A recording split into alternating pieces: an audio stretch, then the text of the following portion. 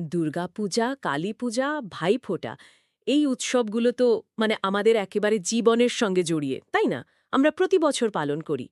কিন্তু কখনো কি মনে হয়েছে যে আজ থেকে ধরুন হাজার বছর আগে এগুলো ঠিক কেমন ছিল? আজকের মতো কি নাকি অন্যরকম? এই প্রশ্নগুলো খুব স্বাভাবিক। আর সত্যি বলতে কি, আজকের আলোচনাটা ঠিক এই নিয়েই। আমরা একটু ডুব দেব প্রাচীন বাংলার উৎসবে, মানে একাদশ-দ্বাদশ শতাব্দীতে, মহালয়া থেকে ভ্রাতৃদ্বিতীয়া।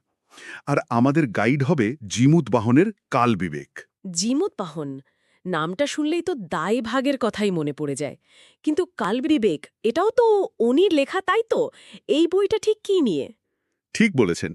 দায়ভাগ তো বটেই, কিন্তু কালবিবেকও একটা খুব গুরুত্বপূর্ণ কাজ। বইটা আসলে বিভিন্ন পুজো, ব্রত, আচার এইসবের ঠিক সময় কোনটা, কাল কোনটা, সেটা ঠিক করার একটা গাইডলাইন বলতে পারেন। তখনকার দিনে হয়তো অনেক নিয়মকানুন ছিল, কিন্তু সেগুলো হয়তো একটু অস্পষ্ট বা সংক্ষেপে বলা। জিমুতবাহন সেগুলোকে জ্যোতিষের হিসেব মিলিয়ে একটা একটা সিস্টেমে আনার চেষ্টা করেছিলেন। ও আচ্ছা। তাহলে তার মানে এটা তৎকালীন ধর্ম আর সমাজের একটা দারুণ নির্ভরযোগ্য ছবি দেয়। তো আজকে আমরা কি খুঁজবো এই বইতে?